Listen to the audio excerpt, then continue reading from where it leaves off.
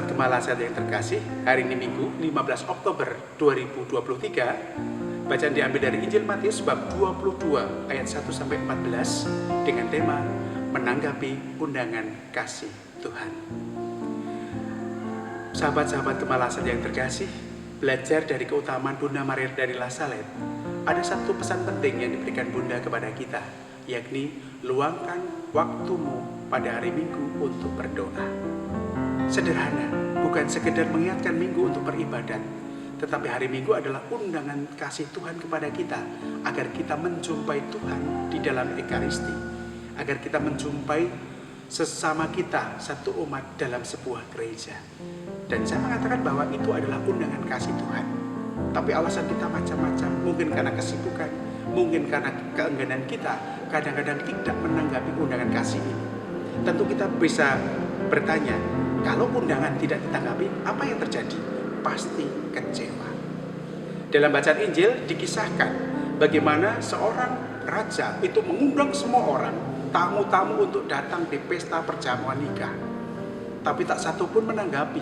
Ada yang mengatakan sibuk dengan pekerjaannya, ada yang mengatakan mereka baru menikah, dan banyak urusan-urusan menjadi alasan mereka untuk tidak hadir. Dan undangan raja yang begitu mengharapkan kehadiran para undangan ketika mereka tidak bisa datang tentu mengecewakan hati raja. Maka dia membuat keputusan agar semua orang diundang ke dalam pesta nikah itu karena semua disiapkan dan semua harus terisi.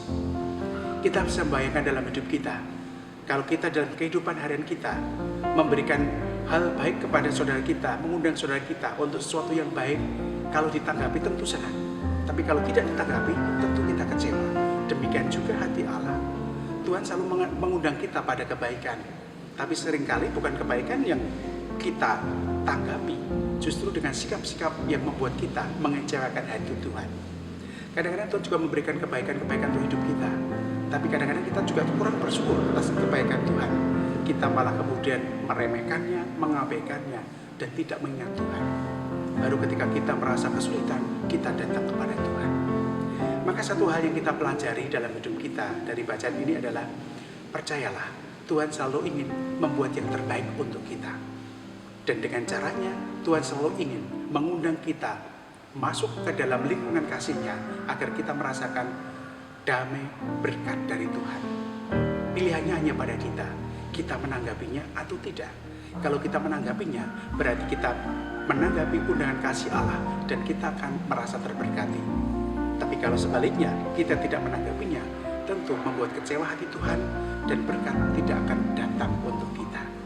Maka marilah kita punya keterbukaan hati, punya kerendahan hati, dan bersyukur kalau Tuhan selalu mengundang kita kepada kebaikan. Karena disitulah jalan bahagia kita, karena disitulah hidup kita akan sungguh-sungguh menjadi berkat dan berarti. Tuhan memberkati.